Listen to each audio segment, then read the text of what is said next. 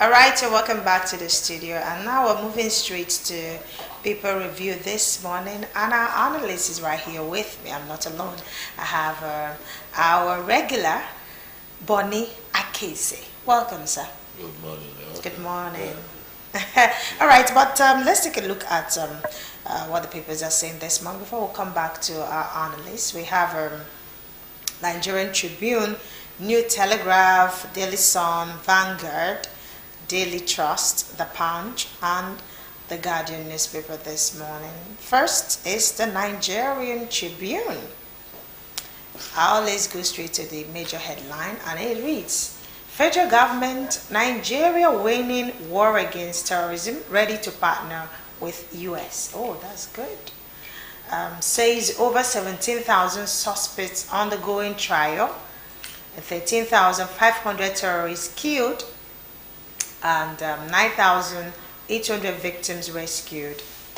U.S.-Nigeria cooperation resulted in delivery of a dozen Super Tucano aircraft, another dozen AHIZ Viper attack helicopters to be acquired by NAF. Nigeria stands as a model for religious diversity, democratic resilience, Toga. Trump lied to the world. Federal government must act, not lobby Washington, says Falana. And we have here, page 6 captures that story on Nigerian Tribune. You may want to read that. Man backs 15% petrol diesel import tariff. And Tinubu, Sultan, Uzodinma, other eminent persons for an editors conference. And PDP crisis, BOT appoints 6-member panel to reconcile warring groups, but move a military. Anyanwu Camp appeals Oyo High Court ruling, invasion of PDP office, direct assault on democratic values, say body judge. And health, scientists develop gel to repair tooth enamel. And on the front strip of the Nigerian Tribune this morning, why reps threaten showdown over Tinubu's request for 1.150 trillion naira fresh loan, demand full implementation of 2024 capital project, 30% of 2025 projects. Senate in shock over $300 billion crude sales losses. All right, that's it on the Nigerian Tribune. Let's go now straight to the New Telegraph this morning. And on New Telegraph, we have here the front strip, or rather, the major headline, targeted killings, foreign lobbies fueling claims, says federal government. Right after that story, meet diplomatic community lobbies for support, says religious prosecution allegation unfounded. A U.S. lawmaker slams China, backs proposed military action in Nigeria, and White House Trump's watching unfolding situation in Nigeria very closely. A U.S. Senator Ted Cruz to name Nigerian officials liable for killings. Oh, wow. Okay, away from the major headline now, the New Telegraph we have here, BOT wades into PDP crisis, set up reconciliation committee, and defectors in national state assemblies automatically lost seat, Eta Enan. Cockroaches secretly poison indoor air, says study. Wow.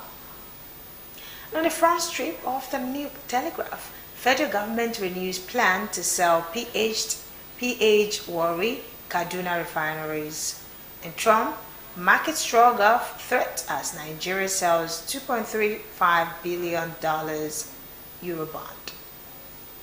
Also, we have here, Carlos electric vehicle transition bill scales second reading in Senate. And CBN's lack of monitoring emboldens foreign carriers to sell tickets in dollars. And that's from the aviation minister. And terrorism charges, court gives Nnamdi Kanu last chance to enter defense or forfeit it. U.S. Democrats sweep key races as Mandani wins NYC mayoral race. All right, away from the New Telegraph this morning, let's take a look at the Daily Sun newspaper. The Daily Sun major headline: Tinubu has political will to fight terrorism, says federal government. Says Nigeria confronting complex security challenges, not religious persecution. Again, false tagging of country, speculations of religious persecution. Tinubu Sultan Uzodinma governors, media personalities headline editors conference. Oborewori Wike Rabo to grace maiden Anioma Cultural Festival in Abuja. Anioma Cultural Festival, okay. Senate moves to phase out petrol cars as Carlos electric vehicle bill passes second reading. Edo kidnapped seminarian dies in captivity. That's a sad one. And Sowore accuses federal government of planning death sentence or life imprisonment for Nnamdi Kanu as court gives IPOB leader November 7 to defend self, and that is tomorrow. All right, that's it on the Daily Sun newspaper. Now let's take a look at the Punch. Okay, not the Daily Sun now. It's the Daily Sun. Let's take a look at the Punch newspaper this morning. And on the Punch, we have Wike block power showdown. Wike block defiant as PDP BOT insists on convention. PDP faction locks secretariat as BOT Wike camp hold rival meetings. Over 85 killed as flood wreaks havoc in Philippines. And flood, or rather food imports soar 45% as local production falters. Truck crushes Lagos tricycle to death. Injures 2. Tinubu to open the editors conference November 12th. And Trump's threat: federal government engages diplomats, rallies military commanders. 15% import tariff could make Nigeria fuel producing powerhouse, says refiners. Mawa fights for second term as 5 rivals close in. A predicted mass via US visa green card revocations, says Shoyinka. And right, that's it on the Punch newspaper this morning. Let's take a look now at the Vanguard. Foreign lobbies fueling genocide claims in Nigeria. Too many writers to that story, but we're moving away from that now. Senate moves stiffer penalty for persons ripening fruit with harmful chemicals. The question is, how are they going to get them? How are they going to know them? All right. ASU accuses Minister of misleading Nigerians, threatens to resume strike. Federal government set up approval board for PDP project. PDP crisis, BOT stays neutral, urges reconciliation. Alleged terrorism, you have last chance to defend yourself, court tells Kanu. Tinubu, Sultan Uzodinma, others, headline editors confirm.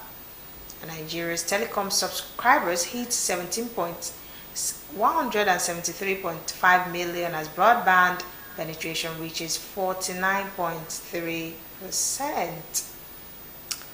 All right, let's take a look at the Daily Trust, and very quickly now on the Daily Trust, we have here a major headline: contractors protest at National Assembly for second day.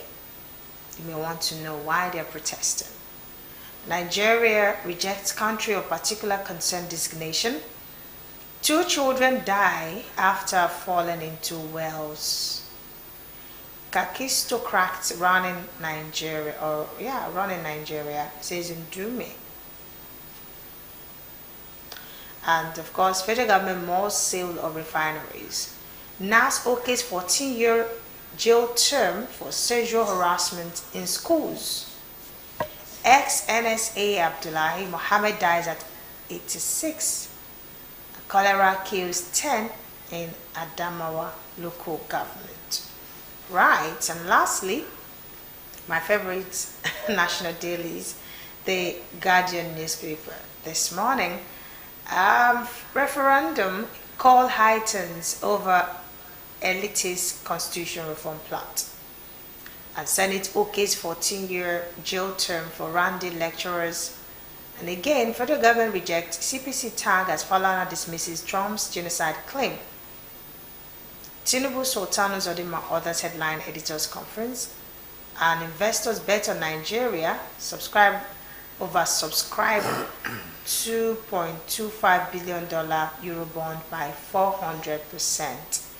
And we have here BOT backs Damagom as Abdulrahman-led PDP suspends convention. Presidency, manufacturers agree on privatization of PH offer refineries.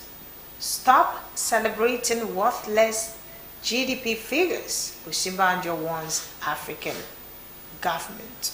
And lastly, WMO predicts 2025 as Nigeria's second hottest year on record. All right, that's it on what the papers are saying this morning. Back to the studio. Of course, we have Bonnie Akeze. Once again, welcome. I mean, a lot of issues actually, trending and making rounds or headlining our dailies this morning and such. The one that is on the front burner is the U.S. warning Nigeria, and the Nigerian Tribune captures it here as federal government, Nigeria winning war against terrorism, ready to partner with U.S. So after the Trump declaration on social media, his tweet, and now Nigeria wants to partner with the U.S. Says over 17,000 suspects undergoing trial. We didn't have this figure before. And we also have 13,500 terrorists killed, 9,800 victims rescued. U.S.-Nigeria cooperation resulted in delivery of a dozen Super Tucano aircraft. I mean, all these figures, numbers, and let's say facts now coming out just because President Donald Trump made a declaration recently about Nigeria. So, I mean, what's your take? Okay. You see, the whole thing as it's been playing out. I wrote out one of the platforms. I said there are times the best service you can do to your nation is to remain silent. Okay. That is when silence is golden. When you don't have anything to when you lack understanding of an issue, you don't just jump into a fray to be counted. Well, because you end up messing up yourself and embarrassing, perhaps even embarrassing the person or the authority or the organization you want to defend.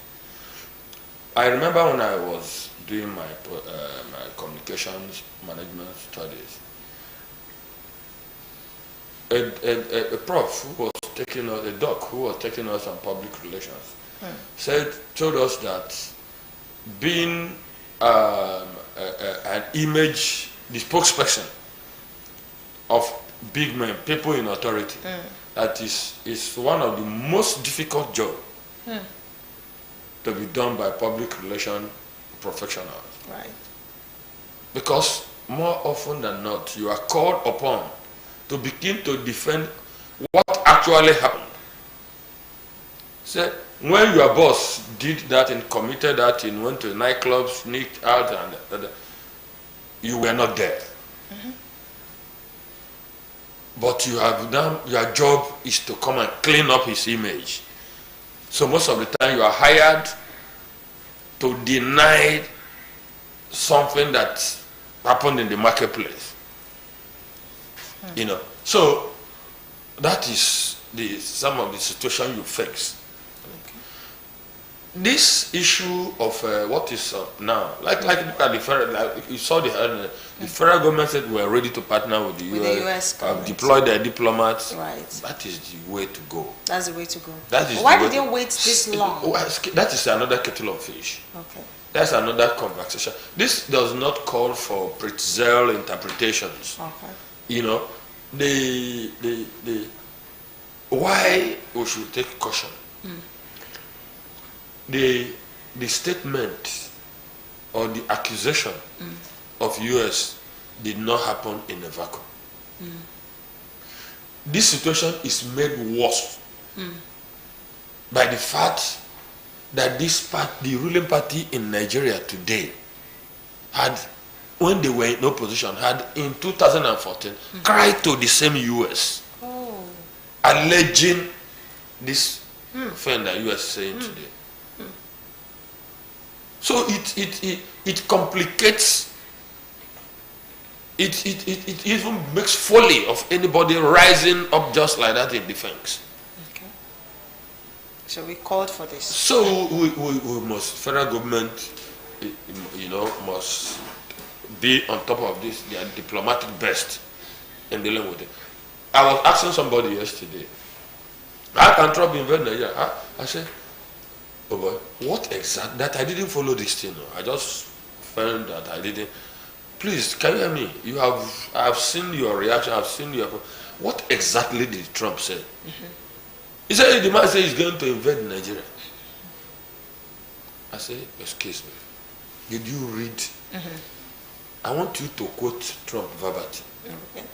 He could not. I said. The man said, after the listen, he said, if Nigeria failed to act, there's a clause that America will come in to defend our Christian brothers. So they will come in to target the terrorists. But do you think that the terrorist attack happening in the country is just for the affecting the Christians alone? No, see. We are free thinkers. We have other religions. We are traditionalists. Wait. But we have incidents of attacks that were particularly targeted on a Christian. Where's Leah Shalibu? Where is Leah Shalibu? Is she still not in captivity? What was the reason given for keeping her in captivity? What happened in our Catholic Church? It was land dispute. It was climate challenge that led people to target a Catholic church and got 40 people killed. Who said that in the midst of kidnapping for ransom, in the midst of that other crimes cannot happen? In towards 2015 election, I was doing a program on peace and conflict studies. So I was now involved in stakeholder democratic network project on election democratic stability or something they called it. So we were in the process of that. I met with the head of consular services, judge of political and economic matters, American embassy, on 2 different occasions. And when I discovered the volume of information these people had about election in Delta State, when I saw they mention specific politicians, their place, their this thing, and I say, so everything. If you see their own report about the rerun, I think that was January 2011. The rerun gubernatorial election and the substantive election that year, you will be shocked. The level these people follow us and document us. Wow. So, are we, if we want to turn it to a debate, by the time, are we ready? Are we sure we are fully ready to counter them factually when they will bring their own facts? Okay. So are we ready? So the best thing that I of course, Nigeria is where we forget it. There's nothing when we want to be on top of our game. We have everything the it figures takes. that they We have when we want to be on top of our game, we have what it takes. What it takes. That's right. So the federal government has taken the diplomatic route, and that is, to me, that is the appropriate and honest thing to do. Okay. All right. I think that we should not overflow that issue already, No, because I mean it's everywhere. So what matters is that whether the Nigerian government is partnering with the US on any way they want to do it, whether they are lobbying. New Telegraph said that foreign lobbies are fueling claims. Okay, look at that video that's gone viral.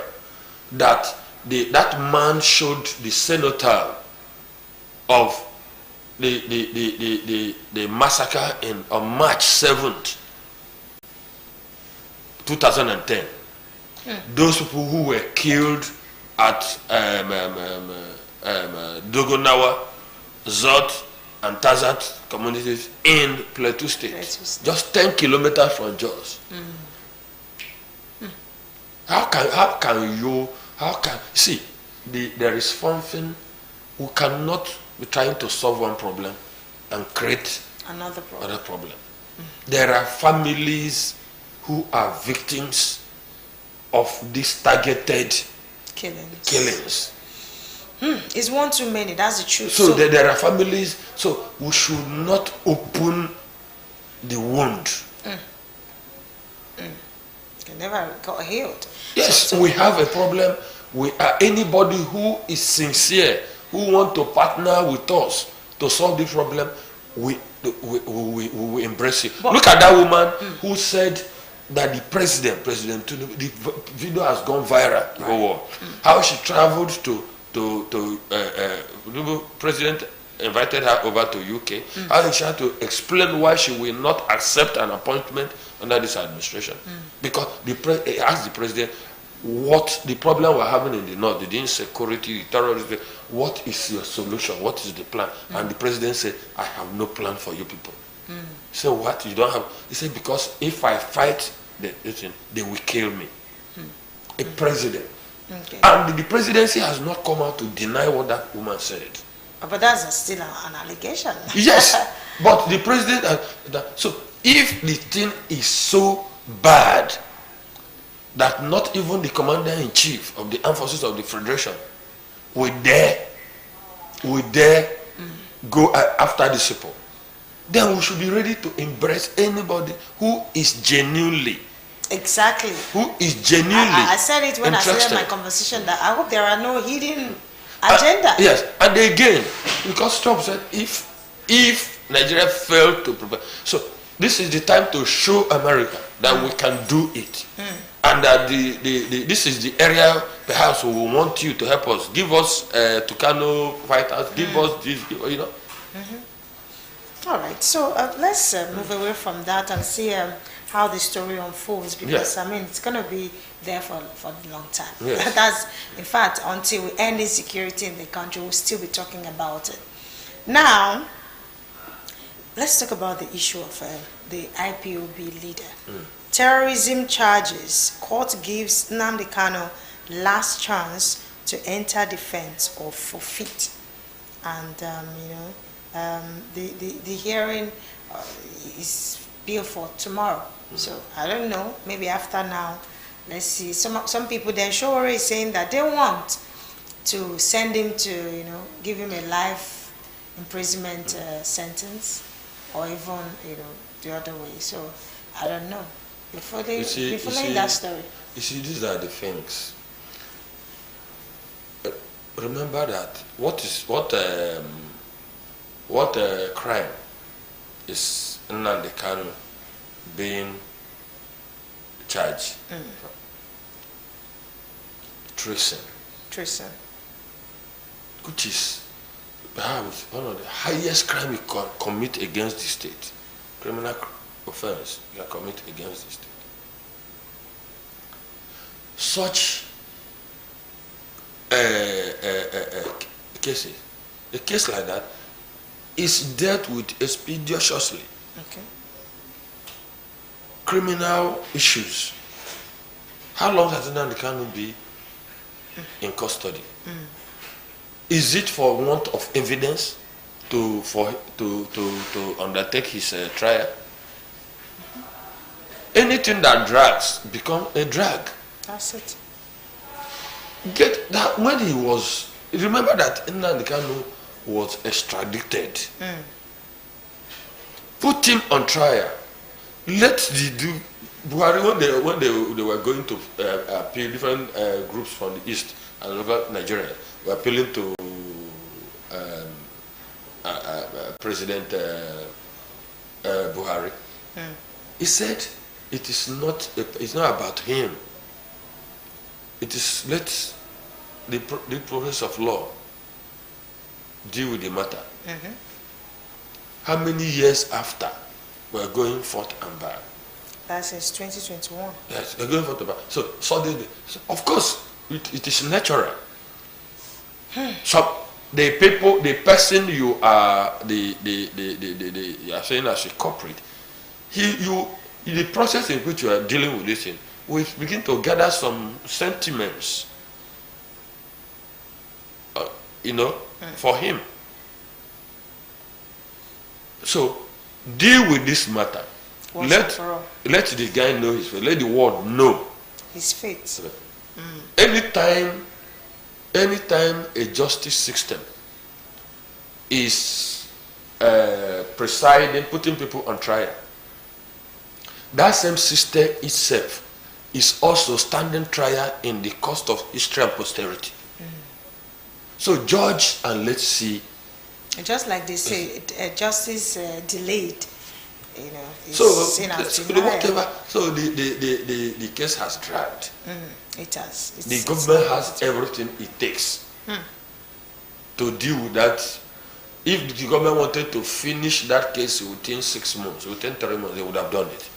It's not a court martial, but at least 6 months. Let's say highest 1 year. They've done with it and get away with it. I don't know. All right, but for Shomore to take this upon himself to be protesting and after warning him, he will still go to so many states to protest. I mean, from Abuja to Lagos, and even after arrest, they release him, he goes back. I mean, do you think it's the right thing to do? Protest now. Every human being, all of us. Will it not complicate the issue? All of us will have our as life. it were. All of us will have our life callings. We have our hobbies. Okay, it's his hobby. It is the system. It is the system that will show whether Showore and his life they have a place. It is the system that will show whether such all of us, whatever we do, it is the system that censors us, that regulates us. So there are things the system enables. There are things the system, makes impossible for you to try. There is nothing. In your elementary school, we are taught conditions necessary for the germination of seeds. It happens. It is a natural law. Nothing thrives where the condition for it to flourish does not exist. That's right. All right. Let's say away from that now. His case is for tomorrow. Let's see how it goes. Yeah. Carlos, not Kanu now. Carlos electric vehicle transition bill case second reading in Senate. I mean, when I saw this news yesterday, I was taken aback because we are just still managing the fuel vehicle, and we don't have good roads. I was complaining to my colleague when I came in this morning that I was the kind of hold up or traffic jam that we're experiencing, that particularly in my area, is the express road, major road in Asaba is just always blocked, And I mean, we are just praying that before you know it, December is here, and if this continues, if they are not done with the job and we enter December, it's going to be a challenge, to road users. Now, they are saying that they want to phase out their regular vehicles and bring in electric vehicles, in as much as I know that it's going to be a welcome development. But phasing out the fuel, I mean, it's going to be somehow. What's your take? Okay. Any law you see is first of all a policy. Laws are policies giving legal backing. So again, what is the fundamental duty of the legislature? Is to make law. Mm-hmm. What is one of the parameters to measure the efficiency of a member of the legislature? Your bills you supported and bills you sponsored. So to sponsor a bill, also to get a bill successfully sponsored, passed through, it's a trophy, it's a legislative trophy to be won. So the world as a whole, not just the world as a whole, is going through energy transition. So to set a timeline for transition to electric vehicles in compliance with the global climate commitment, it is not out of place. So the only question is, this just another deja vu? The fertility or repetition, making laws and policies that are not implemented. Okay. This is how you can contextualize this conversation. Okay. Immediately the fuel subsidy was removed. One of the defense government spokespersons, that time Ajuli Ngelari, said, come up. Oh, the government, the President Tinubu has prepared Nigeria for a transition to CNG, not vehicle. The rollout, this is the national master plan for CNG. The roads, very soon you are not going to see PMS powered, PMS and diesel powered vehicles on the road. They brought us very, very shining statistics, comparative statistics. How fossil CNG is about above 50% cheaper than PMS and diesel. So you are going to pay for transportation. Paperworks. Over more than 50% lower than you are currently. Paper analysis. 2 years down the line. Galilei has resigned. 2 years down the line. Where are the CNG refilling stations? Where are the CNG vehicles? So when citizens express skepticism over it's because they are talking from experience. It just looks like the government spokespersons are just hired as propagandists. That was one of the headlines we talked about, GDP, and somebody was Osibanjo, one African country, Vice President Osibanjo, yes. One African countries to stop spinning. She says, stop celebrating worthless GDP figures. That is it. Osibanjo wants African government. That is it. And that includes Nigeria. That is it. So it is not, development is not about GDP figures. It is not about headline statistics. I agree. It is about the lived experience of the people. That's right. So most of the time when Nigerians react to government politics, to all this beautiful policies, they speak to them, these policy, beautiful policies, in the context of their lived experience. That's just the difference. Okay. The context of their lived experience. Any government policy. Somebody who were making a tax debate that people are going to be exempted from tax. I say yes, but indirectly, nobody is exempted from taxation. That's true. Because where does VAT come from? Where any tax paid by a company, is it a filling station? Is it a consumer good manufacturer, fast consumer good manufacturer? Any tax they pay is tax already indirectly paid by the consumer of their goods and services.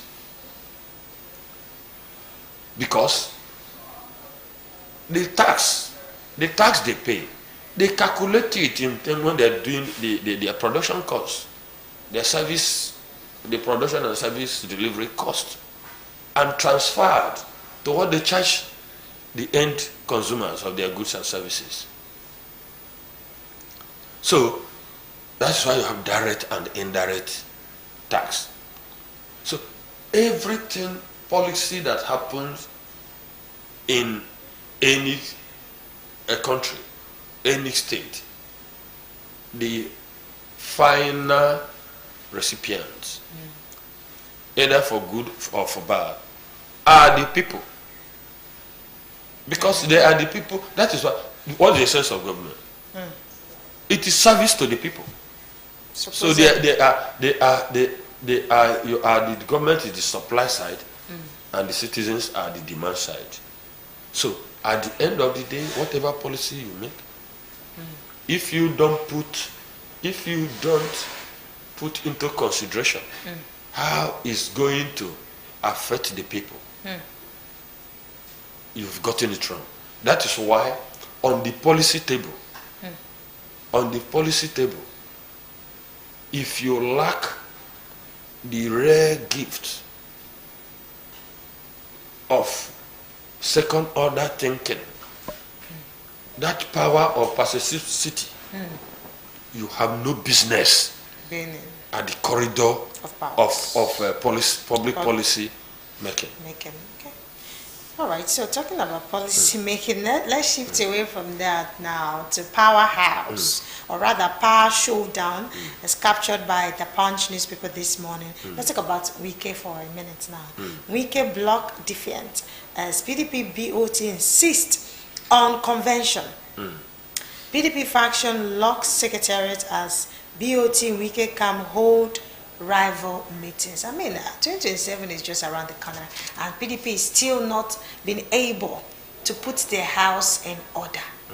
And Wike, of course, is headlining this news now. Okay. Did you read Olarotimi's book, Our Husbands Have Gone Mad Again? If you remember that book, that was in the week when politicians started their addiction in the Second Republic. When he won NPN, UPN, and we were very small boys that time. But I read that book, Our Husbands Have Gone Mad Again. What was Olarotimi referring to? He was referring to what happened in the First Republic and how he ended in the January coup, January 1966 coup, this July counter coup, and finally the Civil War, the Nigerian Biafran War. So he was warning, raising the red flag, using his power of a playwright. So remember that thing started, I think, in 1961-62, when the ruling party, what they call it, the Northern People's Congress, used every subtle and blatant political handball, political hardball, to go after the strongest opposition party in the country that time. That was the Action Group. That thing led to the jailing of the leader of that party, Obafemi Awolowo. Yeah. That thing led to the rival of Awolowo, Akintola, to be rigged, massively rigged into power in the Western region, So the and led to the wanton killing that they called Operation Wetier, when they burned down houses and caused mayhem and this. Okay. And one thing going to remember that this thing started in 1960, late 61, 1962. They were preparing ahead of the general election, the regional election, 1965. So the war. By the time they finished the election, 1965, late in 1965, not quite long, January 66, the military struck. Oh. So when they came back after the long period of military rule, 1979, we came back to civil rule again. Shagari won, and as they were going to for the second tenure of Shagari, you saw how the politicians, the attack on opposition, everything started. That was when Olarotimi wrote, "Our husbands have gone mad again." Literally. So that is where I will stop. For that. So you're not going to mention. So use it. I just listen. Relate it to what is happening. What is happening? But what this means for us is that, I mean, what we have experiencing now in our political system didn't start now. It didn't start now. No, it didn't start now. But for one man, sometimes I wonder, a man amongst many men, then, like you said, Olarotimi wrote, "Our husbands." There is an S after the D. Yes. But this one is one man holding, I don't know. No, it's not. If a man is capable of that. No, it's not one man. Thousands. It's not to one. ransom. No, it's not one man. He may be the point man, but he's not alone. But he's the only force that we know. Maybe that is what you are seeing. Oh, That's the force you are seeing. I want you to. There is a book. I think it was co-authored with Steve Levinsky. Okay. How Democracies Die. That is the title of it. And you go and read how authoritarian regimes are sustained. Okay. So you see what he referred to. Autocrats, authoritarians, loyal Democrats, and semi-loyal Democrats. Okay. When you read that work, it will look as if you are watching a documentary on the Nigerian political situation. Okay. All right. So it is not. This thing is not exclusive to Nigeria. It's not. It is not. Okay. It is not. I refer even America. Go and read about the politics between the Democrats. The Confederates and the Yankees. Okay. The Confederates are basically the politicians who could not relate with multiracial democracy in America. Okay. They fight against, apart from the resistance to the Civil Rights Act of 1960, I think 1964, and they said that they were trying to block blacks and the Latinos from being granted the franchise to vote, and even including women. Till today, they are still pursuing that. They have not still come to terms with that reality of multiracial democracy. Even President Trump himself is part of that racial prejudice. Right. Somehow. Because if you watch his political you see, even if you see the placards on the carriage by those who invaded Capitol Hill on January 6th, right. 2001. You know, so it's been there. Are you going to talk about the time of what they call it, Bajomaro in Peru? Are you going to talk about the time of Paron in Argentina? Are you going to talk about what they call this guy, Victor, in Hungary? So it has been there. It has been there. If you follow, so how do there is no country like America prides itself as the bastion of the sin of democracy. That is what it looks like on paper. There is still struggles. Yeah, we saw that. There is still struggles last election. There's still struggles to keep politicians within the tenets, those fundamental tenets of what a democracy should be. There is still struggle everywhere. So that if you understand the situation in Nigeria from that context, then you will know the extent, the enormity of the work we need to do. Democracy is not a system of government to be practiced in a society where the vast majority of the people are uninformed, where illiteracy is still very high, where economic power is still very low, where you have the greater number of the population in extreme poverty. Because democracy, to sustain democracy, if you understand the tenets of democracy, you're supposed to have attained on your own, attain some level of self-emancipation. I remember Bob Marley's so it's not this thing we just join and make it say all of us now are called democratic nations. No. I agree.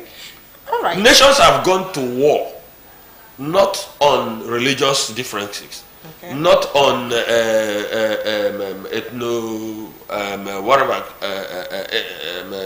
tribal identities, but on ideology. What was the American Civil War? What for? That Abraham Lincoln paid with his life. It was about multiracial democracy. It was about equality before the law. Okay, that's a fair, a way to protest or fight. Even though we don't need war, but sometimes I think that what we're fighting for basically in this country is stomach infrastructure. You just come out to protest for your own selfish interests. So like you said, ideology. Nobody needs war. Nobody willingly goes for war.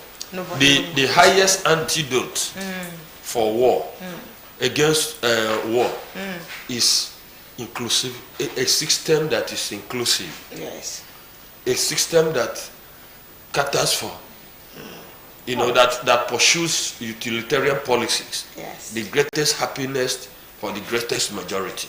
All right. That is the only thing If you do a system that serves the few and excludes the majority, the multitude, the direct consequence of it is instability. And that's what we're having in There the is country. look nowhere for the explanation. That explains it. It was Claude Ake who said that if we continue to manage Nigeria and African countries the way we are, he said we can never be democratic. We can only prevaricate around moral regression and material poverty. That is where we are. That's where we are, but we're praying to move past where we are at the moment. So that those people, even the citizens and the people who want to lead, would build this conversation to put in context. That's right. What should guide us as we strive to build our nation? There is no other way. That's right. Thank you so much for schooling us, for taking us back to history. After all, it is Thursday. We're throwing back, memorying and walking down and knowing what we're supposed to know as a people, as a country. We're praying that our country will move forward. Yeah, all right. Surely. All hands being on deck. Exactly. Thank you so much, our analyst, Bonnie Akeze, as always. We appreciate you, sir. Thank you for coming. And we'll do this again next week, Thursday. Thank you. It's my pleasure. All right, we'll take a quick break and we'll be right back. Stay with us.